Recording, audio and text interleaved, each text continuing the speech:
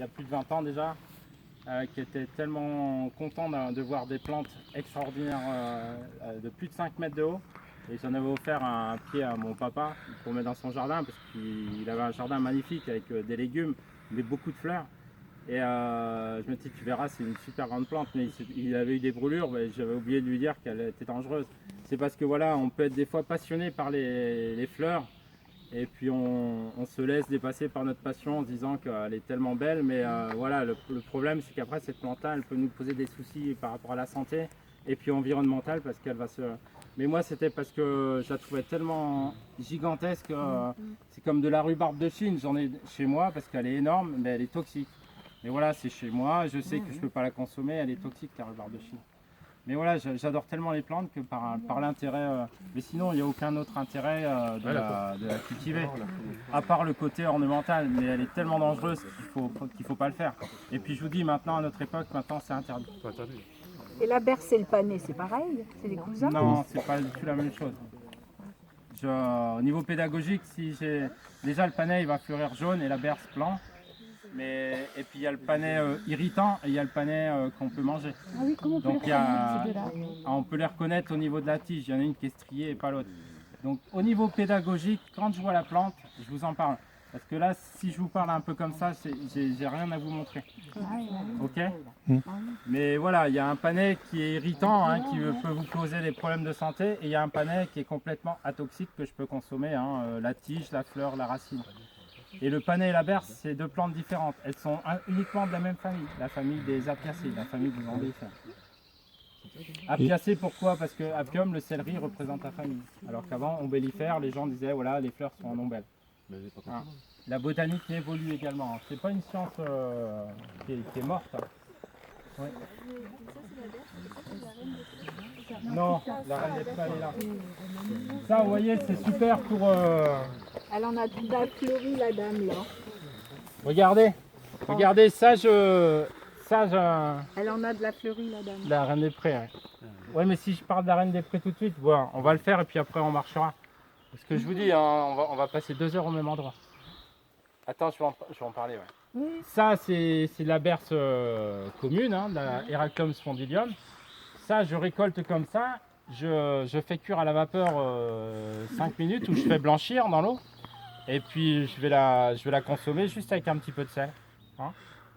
C'est super bon. Et je vous dis, c'est stimulant, donc ça va vous donner un petit peu la dose.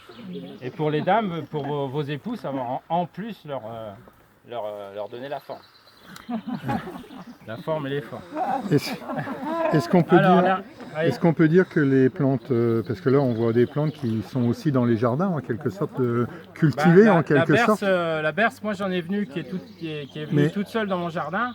Du coup, j'utilise la berce qui est dans mon jardin. Je ne viens pas les chercher. Ce que je veux dire, c'est que les plantes qui sont dans des catalogues de jardinage, on parlait de la campanule réponse par exemple, est-ce que si on les trouve à l'état sauvage, elles sont plus puissantes de manière générale que cultivées?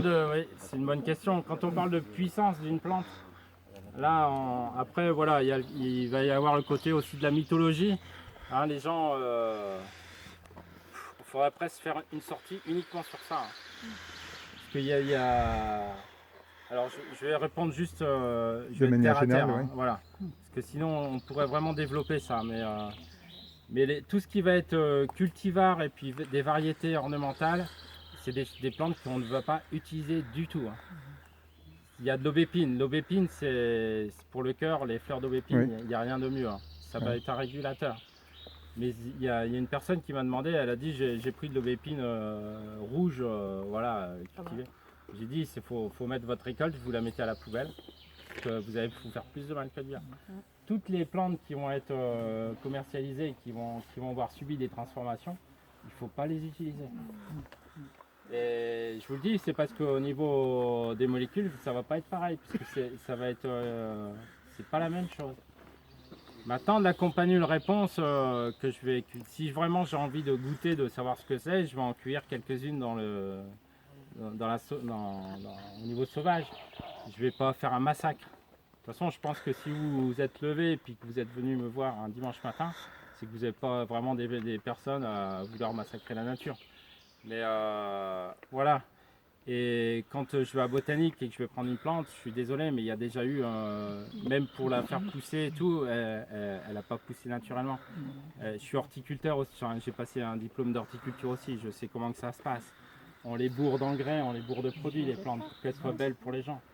Donc regardez, vous achetez des fois des plantes en jardinerie ou maintenant ça se fait aussi au Grand Frais, tout ça, ils vous vendent des belles plantes aromatiques. Vous arrivez à la maison, vous la mettez dans votre jardin.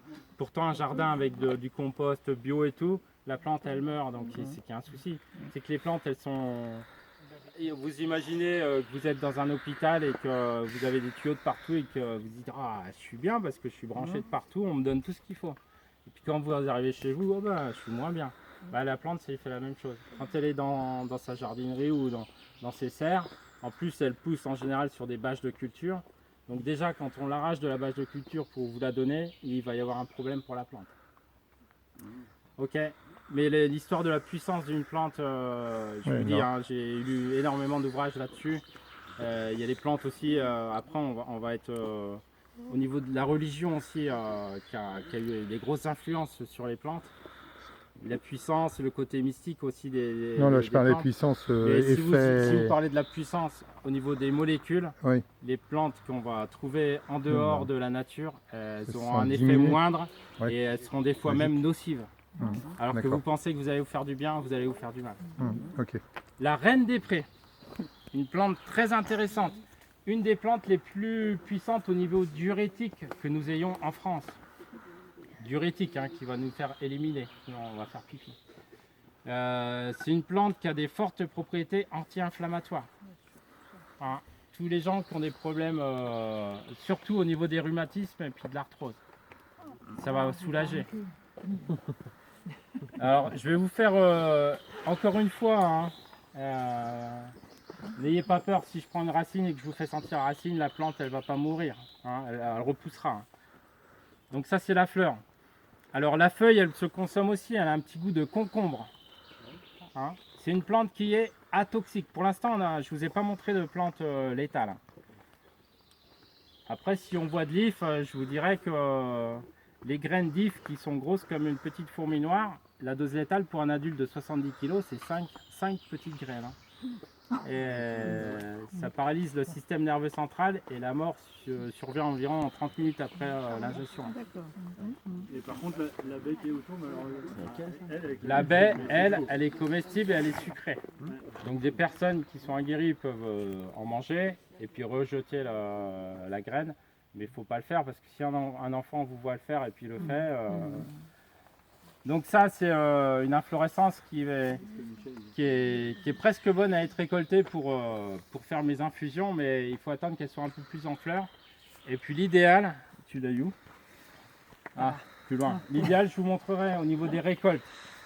Quand on vous dit de récolter une inflorescence, il faut toujours prendre quelques feuilles qui sont avec. Après, si on vous dit de récolter la fleur, bon là, vous récoltez la fleur. Là, c'est très bien parce qu'elle n'est pas complètement ouverte. Et quand elle est vraiment trop ouverte, vous avez tous les pétales qui tombent avec les pistines, les étamines. Et puis, vous allez avoir quelque chose dans votre sac. Parce que moi, je mets tout dans des sacs craft après. Et vous avez tout au fond en fait. Donc, c'est pas bon. Donc, la reine des prés, je récolte les inflorescences. Donc, ça veut dire que je vais récolter des fleurs, mais avec quelques feuilles aussi. Je vais les faire sécher. Et après, je vais faire des infusions qui vont me permettre d'éliminer et puis qui vont me permettre aussi de... Tiens, ça c'est bien, vous voyez, il y a l'inflorescence et puis il faut attendre qu'il y ait un petit peu la fleur.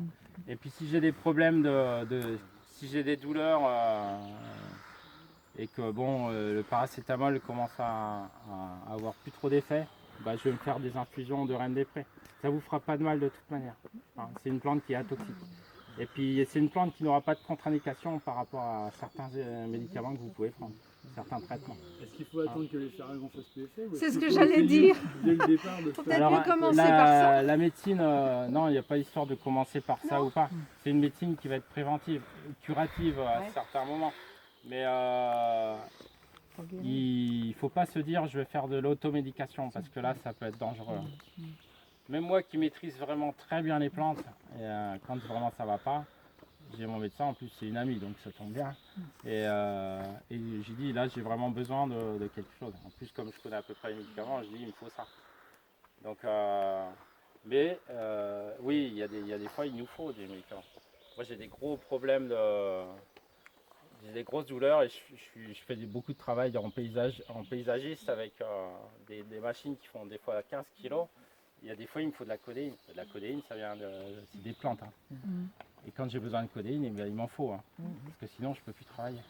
Mais vous n'allez pas aller chercher dans les plantes avant Ou je vais inciser des pavots et puis là, après, je suis un peu dans l'illégalité. Et si on a vraiment des gros problèmes, on est obligé. Hein. Il y a des fois, on est obligé. Mais la reine des prés, oui, pour les douleurs, c'est super bien.